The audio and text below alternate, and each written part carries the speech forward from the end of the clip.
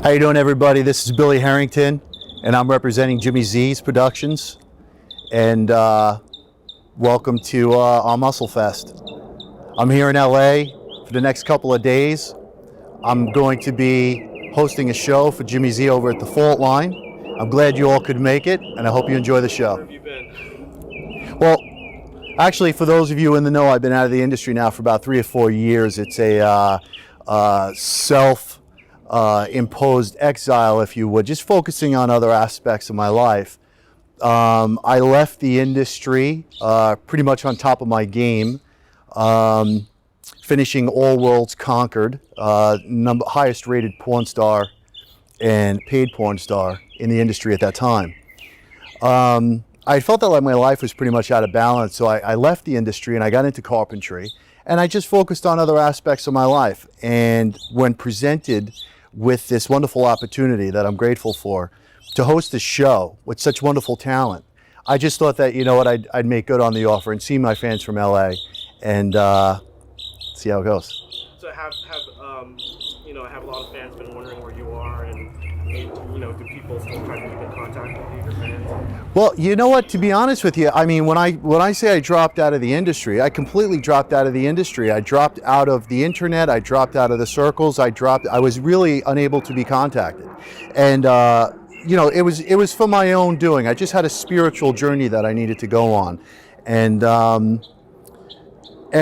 feel that it was the right thing to do.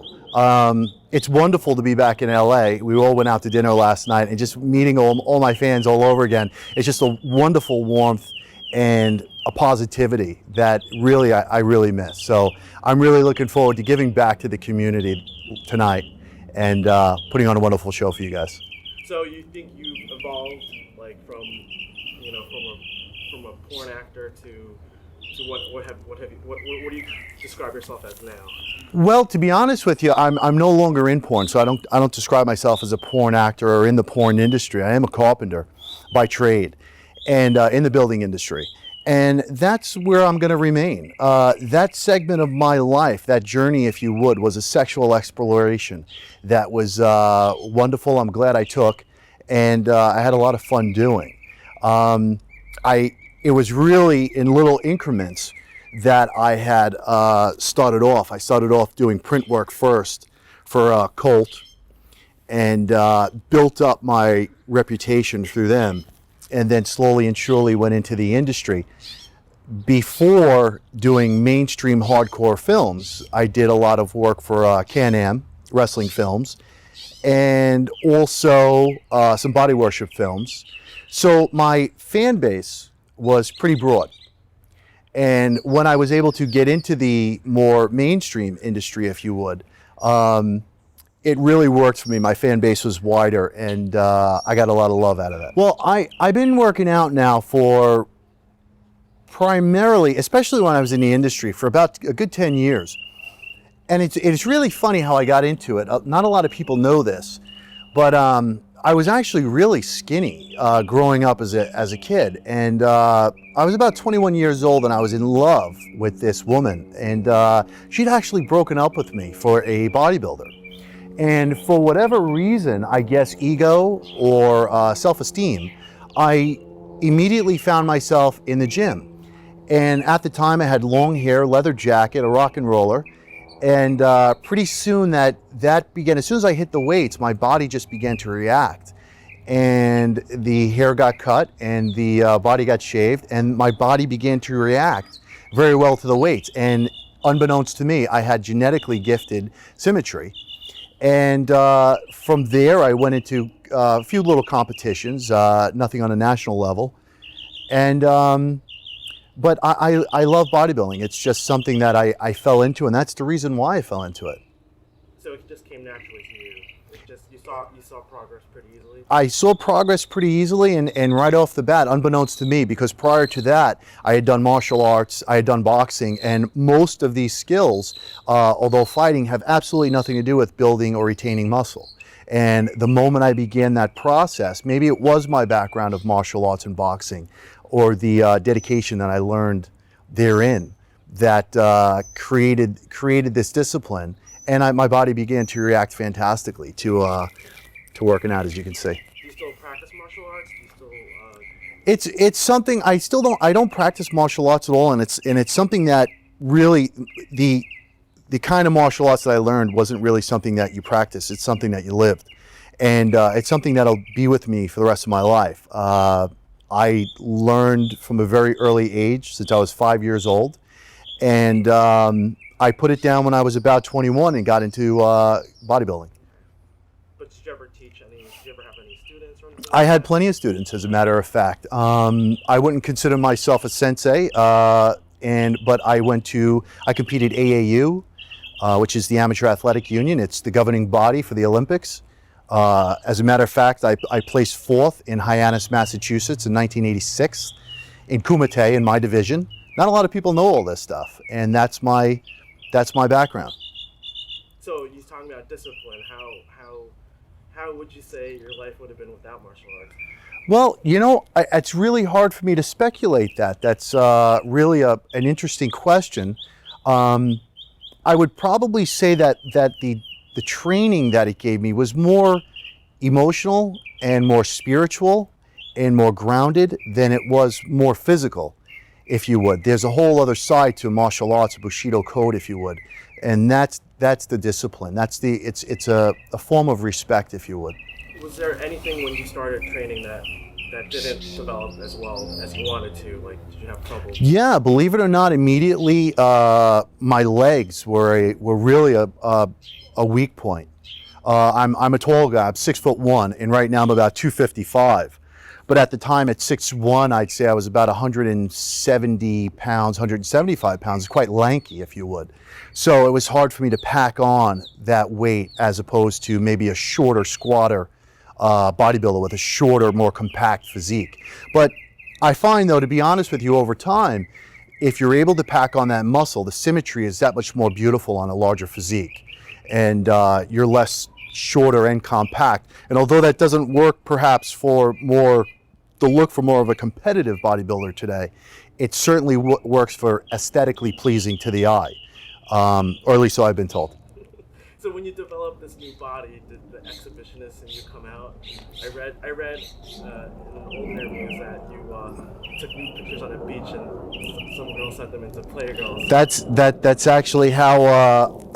That's funny. It actually predates Colt. I was actually dating a girl on Long Island, and it's really funny. You don't really see yourself as a bodybuilder. There's a psychology behind it. And she was always supporting me and always telling me how great my physique looked and stuff. And we took some personal photos on a beach. It was a nude beach? It wasn't a nude beach, but it was that day. It was that day. We were alone, and I think it was a work week, and we had, played hooky from work and stuff. And so it was on Long Island, and we went to one of the beaches there. And with those photos, unbeknownst to me, she sent them in a Playgirl. And they have a contest called Real Man of the Month. It's a small little contest. It's just girlfriends sending in photos of their boyfriends all across the United States. And I was a finalist and actually won Real Man of the Month. And based on those photos, I were sent to Jim French in Colt magazine. And that was actually the beginning of my print career for the male adult world. So, I mean, were you shy? Were you comfortable being naked then? You know what? It's funny. I've really been brought up in a very straight-laced Catholic background, but I've always been very comfortable sexually. It's just something that maybe it is the martial arts background. I'm very empathetic to other outlooks and other people's perceptions. So sexuality to me is very fluid. It doesn't matter to me whether you're gay or straight or really you like barnyard animals. Whatever floats your boat is always been kind of cool with me, and in a very respectful kind of way. And that's why when I got into the industry, the adult industry, especially the gay industry, it was more of a journey for me, and I was exploring my own sexuality. And it was very easy for me to do that in a quote-unquote role as Billy Herrington. And that was my image, and that was my my quote-unquote game face, if you would. And what I would do is I would explore sexually, And as you can see from my background in the film industry, I took things very slow. My very first film wasn't a hardcore gangbang. It was, just a body worship film with, I think, a solo jerk off. And then was next a wrestling film, which I think a guy went down on me. And that was the first time I had a guy go down on me. And it was more easier for me to do it, believe it or not, in front of a camera and in front of a film crew, I guess because I was in character. And then I would take it home, and in my own mentality, I would absorb it and figure out whether it was for me or not for me. And it just became very instinctual to explore that way. So it actually worked for me. I do actually, and I'm very grateful for it, and I take it all very well. I don't get a swollen head at all. I've got it all figured out now, where it's very balanced, my life.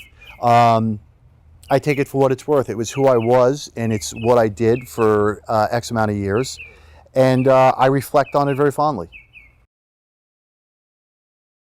It's Jimmy Z. I mean, this is the creme de la creme. That's it. No, I was actually contacted by a very close friend of Jimmy's, who asked if I would mind hosting the show. And to be honest with you, because of the parameters of my own comfortability level now, it didn't coincide with anything that I no longer wish to do, which is hardcore films, escorting or travel or whatever it is. This is actually, it's very interesting. I'm actually in another aspect of what's going on here. I'm actually emceeing the show. I'm going to be presenting the eye candy. And for me, this is another journey that I'm going to take. It's going to be very interesting to see how that feels. You still are eye candy. Well, I appreciate that, and I hope that's part of the lore. And but it's going to be more for me. This show is going to be more intimate. Whereas before I would perform perhaps in front of 5,000 people at the White Party with Boy George and Taylor Dane. It was my performance, and I would go out there and I would do my routine, and once it was done, I was off the stage. This is going to be a couple of hours long, and I'm going to be actually interacting with the crowd, and it's on a more personal, intimate level, and I'm really looking forward to it. Have you Jim French? Absolute perfection. At the time, it's really funny. At the time, you don't realize, or at least I didn't realize, the process that you're going through. It's like most things in life, when you look back over your shoulder, you can see the evolution. And when I was shooting for Colt, I didn't realize just at first, how powerful Colt was, or exactly who they were. And I really don't have anything bad to say about that organization, the way they run their business, or the magnificent Jim French, who, as far as I'm concerned, is the best photographer on the face of this planet, as far as capturing male physiques.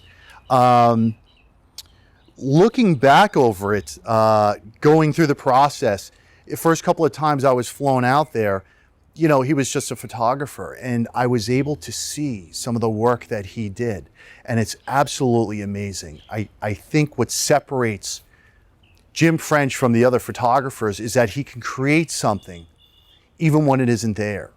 As fantastic and beautiful as you might look, or you could present yourself, if you don't have the ability to capture that essence, or that essence of manhood at that moment in time, then really it's just squandered. And not only does he do that, but he's able to do that and amplify it, if you would.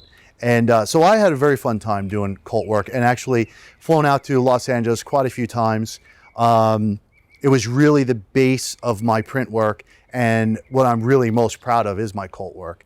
I just think Jim French is magnificent as a photographer, and his entire staff and crew. I was very happy to be on the cover of a couple of his magazines, being the Colt Leather Calendar, as well as my own book dedicated to myself and Ed Horst. And that's stuff that I'm most proud of. That stuff, to be honest with you, as I grow older, I'll look back when I'm an old man in a rocking chair and really be able to appreciate that I was at one point a very magnificent, beautiful man, and I have Jim French to thank for that. So seeing how he captured you in photos, was that the first time you seen yourself look like that? Absolutely, because prior to that was a little snapshot, that a girlfriend of mine had taken on the South Shore of Long Island at a beach, and that was what was printed in Real Man of the Month. So, absolutely, I kind of use this example. I mean, that type of photography, a really good photographer, anybody can take a photograph of a can of soup, but take a photograph of a can of soup and make somebody hungry. That's the essence of a good photographer, and that's exactly what that man does. It's really funny. I never watched any of the films that I ever made. It's really funny. It's almost as though I'm watching somebody else. And I guess it's because of the disassociation and also of the character role that you're playing when you have your game face on. And if I'm watching it as myself. First of all, I was already there. I did it. I know what happened and what went down and how it went down because I made it happen. So I don't really reflect upon my video work or actually watch it myself. My favorite to be honest with you, I've been asked a couple of times what's my favorite body part or which body part stands out. And for me personally, I think the entire body is what the substance is. So I've always gravitated towards people with great symmetry.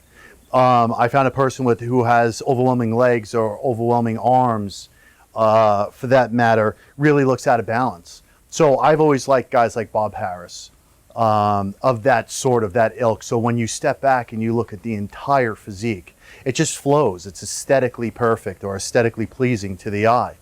I don't really have a favorite body part that stands out, but I don't know. I think maybe if you guys can see the entire package, you'll see that maybe it flows a little bit from front to back.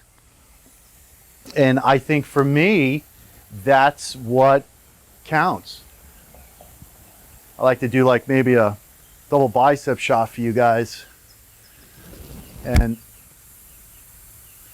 you'll kind of see that nothing really stands out except for maybe a little bit of symmetry.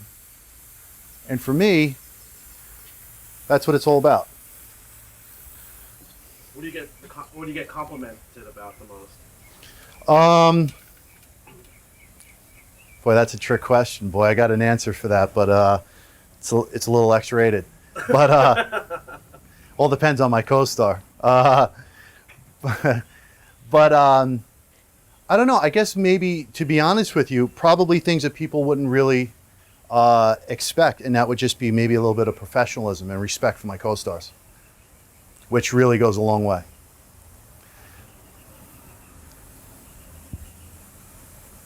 Did you have a favorite co-star to work with? They've all been great in their own way, but I think Tom Cat would be a number one choice. All of them have been really great in their own way because, like, again, a lot of the films were different genres: wrestling films, leather films. I like the solo stuff, though. I like working with myself. Well, for those that didn't catch that, I was requested to shoot some body parts and some poses for you guys. So we're going to start off with maybe my arms, and I'll do a couple of side bicep shots.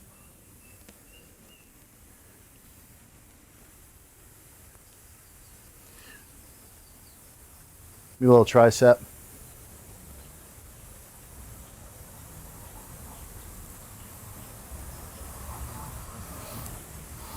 My forearms and the vascularity really stand out right now, and I think that might have something to do with the carpentry now that I do, swinging hammers all day long, if you know what I mean.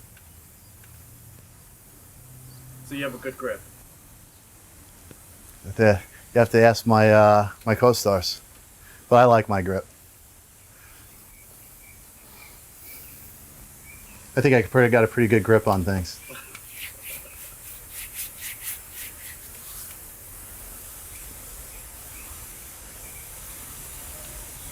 Does that look good? Looks great. You guys at home like that? I'd like to see a lat spread. You want a front lat spread?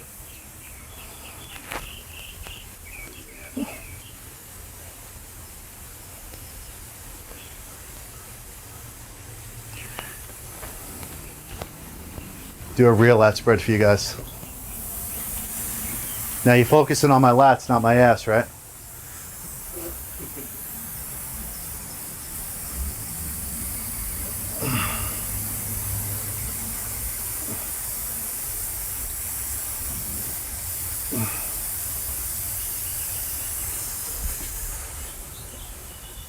Now if you guys like that and you want to see some more,